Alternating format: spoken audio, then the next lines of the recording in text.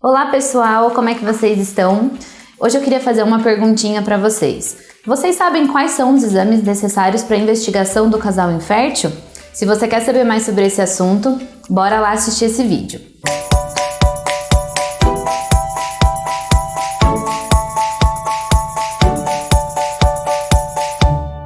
Meu nome é Rafaela, eu sou médica especialista em reprodução humana e hoje eu vim conversar com vocês um pouquinho a respeito desse assunto.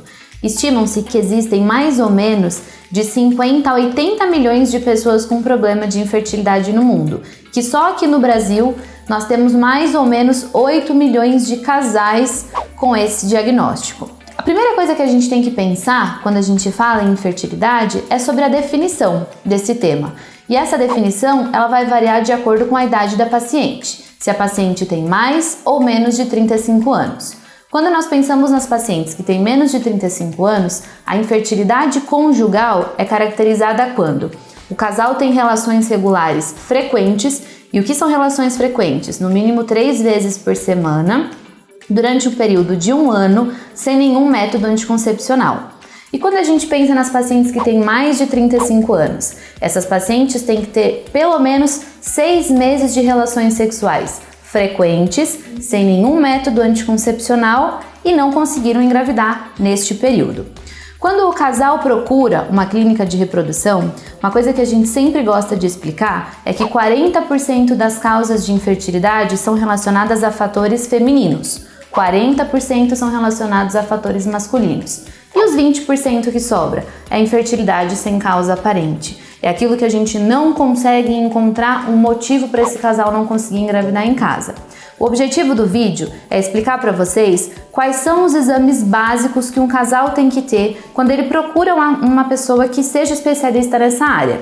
Vou começar falando primeiro da paciente. A mulher, ela vai realizar os exames laboratoriais. Nesses exames, o que a gente vai investigar? Se a paciente tem anemia, se ela tem alguma deficiência de vitamina, como é que está o colesterol, como é que está a glicemia dessa paciente. Nós solicitamos especificamente também uma avaliação da reserva hormonal.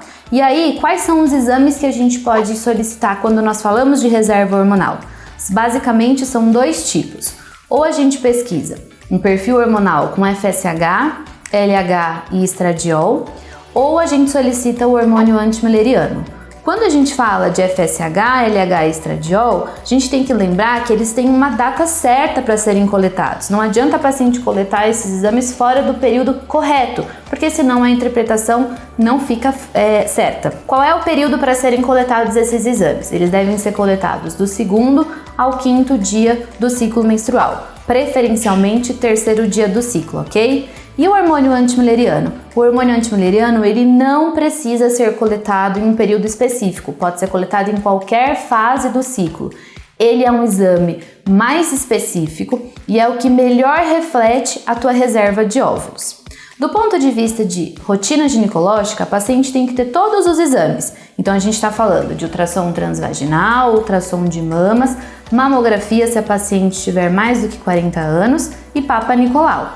Como a gente vai fazer o estímulo hormonal com hormônios, é importante que a paciente tenha esses exames normais, porque isso é uma dúvida muito comum. Será que esses hormônios eles causam câncer?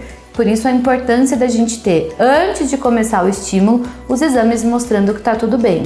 E os trabalhos, gente, mostram que essa incidência ela quase é 0, porque o período de uso do hormônio é muito pequeno, ok? Qual é o último exame que a mulher precisa fazer quando ela opta por um tratamento de reprodução assistida? Esse exame se chama esterossalpingografia.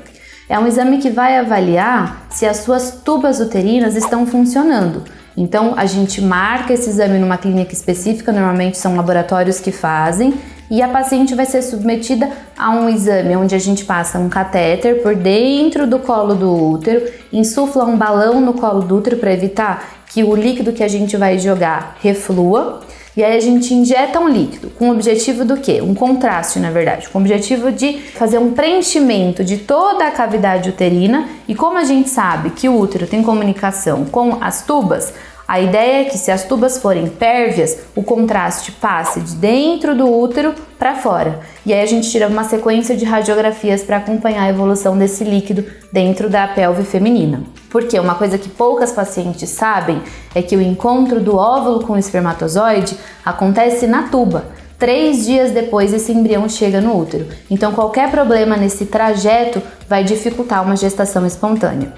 Agora, quando a gente pensa no homem, é um pouco mais simples. O homem tem que fazer os exames laboratoriais, que são esses que a gente comentou da mulher. Não precisa fazer o perfil hormonal, só em alguns casos a gente vai solicitar os exames hormonais para o homem. E o exame mais importante que o paciente tem que fazer, não tem como fazer tratamento de reprodução sem ter esse exame, é o espermograma com morfologia de Kruger. É sempre importante perguntar para o médico que está te acompanhando um laboratório para fazer esse exame, porque como ele é operador dependente, podem ter muitas variações. E o que eu vou olhar nesse sêmen? O volume, a concentração, a motilidade, morfologia e se existem as células de defesa, que são os leucócitos. Dependendo do caso, o paciente tem que tratar alguma infecção que ele tenha antes de iniciar o tratamento.